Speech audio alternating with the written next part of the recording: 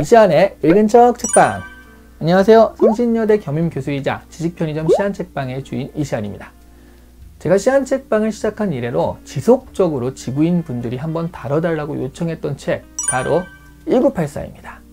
사실 조지 오웰의 소설은요, 정치적으로 악용될 여지가 많다 보니까 선뜻하기가 주저가 됐거든요. 뇌과학자 정재승 교수의 말에 의하면 종교와 정치는 뇌의 자극 부분이 같다라고 합니다. 그러니까 정치는 믿음의 영역이라는 거죠. 팩트의 영역이 아니란 거예요. 그런 면에서 보자면 1984는 믿음이 현실을 어떻게 지배하는지를 잘 보여주는 소설이라고 할 수 있습니다. 정치가 믿음의 영역이라는 것은 이 1984에서도 이야기되는 셈이나 마찬가지인데요. 왜냐하면 마지막 결론이 주인공인 윈스톤이 빅브라더, 가상의 인물이죠. 가상의 인물인 빅브라더가 구원자라는 것을 진심으로 믿게 되는 거니까요. 조지 오웰은요, 사회주의자였습니다. 하지만 전작인 동물농장뿐 아니라 1984 역시 사회주의 비판 소설이었죠. 그래서 조지 오웰을 전향자라고 생각하시는 분들도 있는데요. 조지 오웰은 사회주의나 자본주의 모두를 전체주의라고 보고요. 개인의 의식과 개성을 말살하는 전체주의를 비판한 것입니다. 획일에 대한 경계인 건데요. 이를 이용해서 스티븐 잡스가 처음 매cin토시를 들고 나올 때요, 윈도우로 획일화된 컴퓨터 세상을 비판하고자 1984를 차용한 광고를 한 적이 있습니다. 그리고 조지 오웰이 비판한 것은요, 권력 그 자체이기도 합니다. 권력이 무언가를 이룩하기 위한 수단이 아니라 그냥 권력 자체가 목적이 되는 권력의 속성을 적나라하게 드러내고 있죠. 1984의 반은요, 설정집이라고 보셔도 좋을 것 같아요. 그 설정이 1946년에 상상한 42년 후의 미래라고 할 수 있는데, 정확히 보자면 1984년이라기보다는 요즘 영화 자막으로 근미래 정도라고 표시되는 그런 조금은 불확실한 연도이기도 합니다. 사실 어느 때인가 큰 상관이 없긴 해요. 그냥 미래인 거죠. 이 설정집에서는 세계가 3대 초국가로 나뉘는데요. 미국, 소련, 중국을 중심으로 해서 이 국가들은 끊임없이 국지전을 해요. 이 국가들이 전쟁을 유지하는 이유가 바로 자원을 생산하되 그것을 대중들에게 배분하지 않기 위해서요.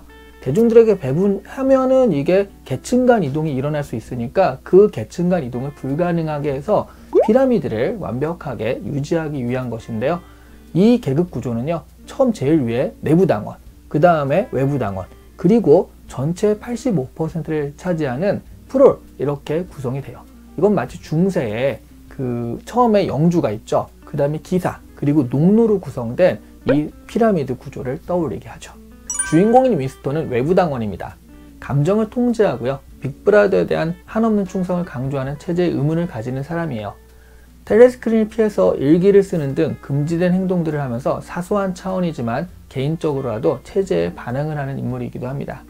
여기서 나온 텔레스크린은요, 이들을 24시간 감시하는 그런 도구인데요. 요즘의 CCTV보다 더한 느낌이죠. CCTV는 일방향으로는 보이지만 이건 양방향으로 소통이 되면서 개인의 사적 공간까지 들어와 있는 그런 체제, 감시 체제거든요. 윈스톤은 줄리아라는 비슷한 여자를 만나게 되어서 텔레스크린의 감시를 피해 사랑을 나누게 됩니다. 1984의 세계에서는요, 개인적인 감정이 금지되어 있기 때문에 당연히 사랑이라는 것도 금지되어 있죠. 그런데 재밌는 건 이 나라에 있는 4개의 행정기관 중 하나의 이름이 애정부예요. 법과 질서를 유지하는 기관 이름이 애정부인데요. 하는 일과도 맞지 않고요. 뭔가 사랑이 금지된 나라에 애정부라는 게 좀 이상하잖아요. 원전을 찾아보니까 원전도요, 미니스트리 오브 러브예요. 이상하죠? 이름이 왜 이런지는 소설의 마지막에 가면 알 수 있습니다. 그러다가 결국 윈스톤은 사상경찰에게 잡히게 됩니다. 그리고 고문을 받습니다. 조력자인 줄 알았던 오브라이언은 알고 보니까 윈스톤을 감시하는 책임자였던 거예요. 흥미로운 건 이들 반역자들에게 바로 총살을 시키지 않는다는 점이에요. 끊임없이 세뇌를 시켜요. 반역의 정신을 가지고 죽으면 순교자가 되는 건데, 그러면 이 나라의 흠없는 체제에 오점을 남긴다라는 이유거든요. 권력은 이들 사상범들을 세뇌시켜서 결국 이 체제에 순응하게 만드는 것을 목적으로 삼습니다.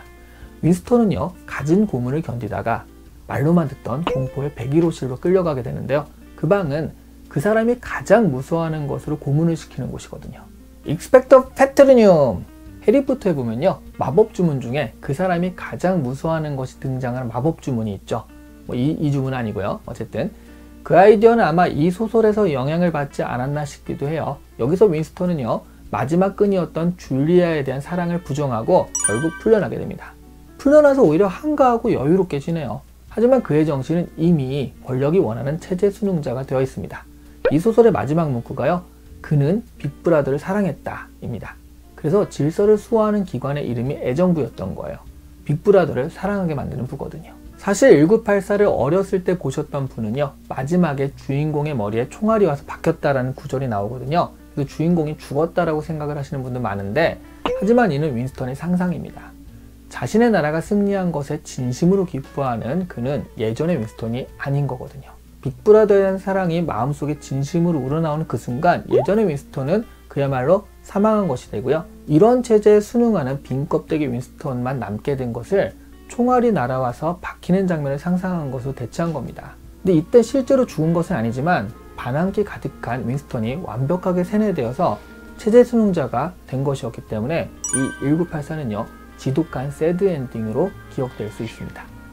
결국 전체주의 시스템이 현실을 넘어서 정신까지 지배하게 된 거거든요. 어렸을 때 이 책을 봤을 때는 말의 어휘를 단순화해서 생각의 힘을 제거한다는 아이디어가 굉장히 인상 깊었어요. 자유라는 어휘를 없애면요. 결국 사람들은 자유에 대한 갈망조차도 없어질 거라는 건데요. 그럴듯하잖아요. 자유에 대한 생각 자체를 못하는 거니까. 그래서 언어가 사고를 지배할 수도 있구나라는 것을 알게 됐고요. 그래서 그때부터 많은 어휘를 쌓기 위해서 책을 좀 많이 읽기 시작했던 것 같습니다. 그런데 다시 본 1984는요. 끊임없이 인간의 생각을 지배하려는 전체주의나 정치, 권력 등에 대항해서 개인적인 사고 혹은 비판적인 사고를 강화시키지 않으면 결국 그런 것에 먹혀버릴 수도 있겠구나라는 경각심이 더 강하게 되는 소설이었습니다. 정치나 권력 같은 것은 믿음이고요. 믿음은 논리를 초월하기 때문에 설득될 수도 또 할 수도 없으니까요.